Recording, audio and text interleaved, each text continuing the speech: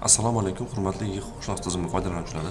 Mazkur video darslikda hujjatlarni forma ko'rinishida, ya'ni meta uslubida yaratishni ko'rib o'tamiz. Hozirda tizimda 150 dan ortiq shartnoma va buyruq namunalari bo'lib, ulardan 20 dan ortig'i forma ko'rinishiga o'tkazilgan va bosqichma-bosqich barcha hujjat namunalarimiz ham forma ko'rinishiga o'tkazilgan. Demak, hozir mehnat shartnomasi va unga oid kompozit, ya'ni bog'liq holda yaratiladigan buyruqni forma uslubida, ya'ni meta uslubida yaratishni ko'rib o'tamiz. Buning uchun yangi hujjat shartnoma bo'limiga kiramiz. Shartnoma turidan mehnat munosabatlari va mehnat shartnomasi buyruq bilan birga bo'limini tanlaymiz. Ya'ni bu barchaga ma'lum shartnoma va buyruqni bir-biriga bog'lab markazga yuborish funksiyasi. Demak, mehnat shartnomasiga taalluqli buyruq turini ham tanlab olamiz. Masalan, nomuayyan bitta ishga qabul qilish to'g'risida. Demak, bizda sahifamizda ikkita hujjat fayli va formasi keltiriladi. Demak, sahifaning o'ng qismida hujjat fayli va chap qismida esa mazkur hujjatni to'ldiruvchi maydonlar keltiriladi. Sahifaning quyi qismida biz tanlagan nomuayyan muddatga ishga qabul qilish to'g'risidagi buyruqning fayli va uni to'ldiruvchi maydonlari keltiriladi. Demak, bir sahifaning o'zida biz shartnomani ham, buyruqni ham maydonlarni to'ldirish yordamida shakllantirib olamiz. Demak, formani to'ldirishdan oldin dastlab xodimning pasport seriya ma'lumotlarini va PNF ma'lumotlarini kiritishimiz kerak bo'ladi. Ya'ni mazkur mehnat shartnomasi va buyruqqa tegishli bo'lgan xodimni ma'lumotlarini kiritib olamiz. Buning uchun tegishli maydonlarga xodimning PNF raqami va pasport seriya raqamini kiritib olamiz.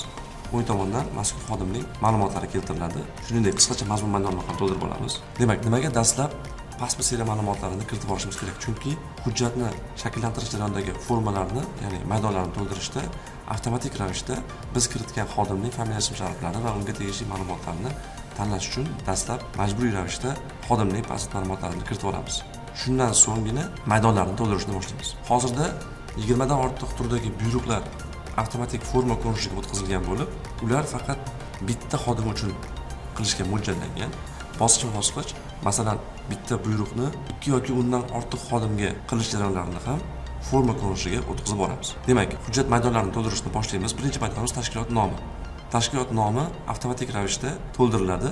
Agar tashkilot nomida o'zgartirish qilish kerak bo'lsa, maydon ustiga bosgan holda kerakli o'zgarishlarni kiritib qo'yishimiz mumkin.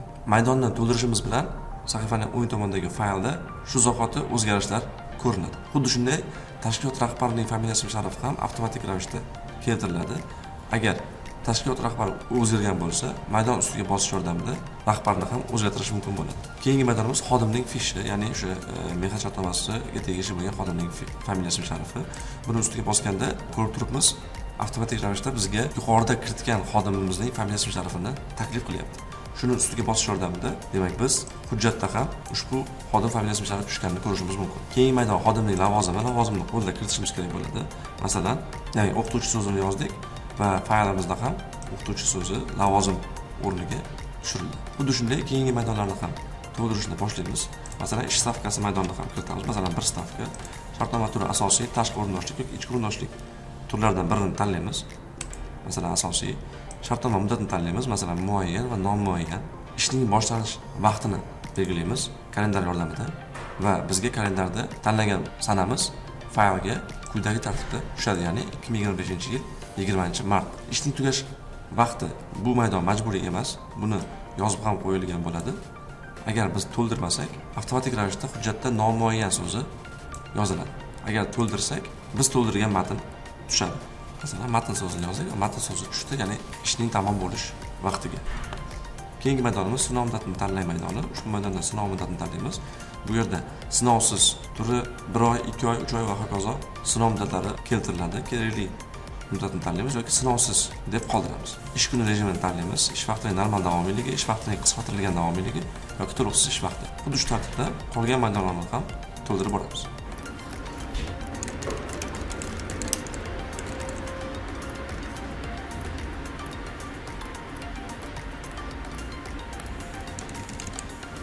Tashkilot manzili maydoni ham avtomatik ravishda to'ldirilgan bo'ladi. Agar o'zgartirish kiritilgan bo'lsa, uni tahrirlab saqlashimiz mumkin bo'ladi. Xodimning ish raqamini kiriting maydoni ham avtomatik ravishda taklif qilinadi, ya'ni yuqorida biz kiritgan xodimning ish ma'lumotlari keladi. Tashkilotning INN raqami, tashkilot bank hisob raqamlari maydonlari ham avtomatik ravishda to'ldirilgan bo'ladi. Demak, shartnoma maydonlari to'ldirildi. Shartnomani to'g'riligini o'ng tomondagi faylni o'qib ko'rib tekshirib olishimiz mumkin bo'ladi. Barcha ma'lumotlar to'g'ri to'ldirilgan bo'lsa, u holda buyruq formasini to'ldirishga o'tamiz. Demak, bu yerda ham xodimning familiyasi va sharafi avtomatik ravishda taklif qilinadi va uni ustiga bosh xodimi tanlanadi. Shtat birligi kiritiladi. Xodimning lavozimi kiritiladi. Ishga qabul qilinish sanasini ham tanlaymiz. Qo'shimcha ma'lumot kiriting maydoni majburiy emas. Buni to'ldirmashimiz ham mumkin, lekin agar to'ldirsak, mazkur qo'shimcha ma'lumot maydoniga biz kiritgan ma'lumotlar tushadi. Ilova biriktirish tugmasi yordamida ilovani biriktiramiz va saqlash tugmasi yordamida hujjatimizni saqlaymiz. Demak, shu tartibda boshqa turdagi buyruqlanmalarimizni ham forma ko'rinishida to'ldirishimiz mumkin bo'ladi.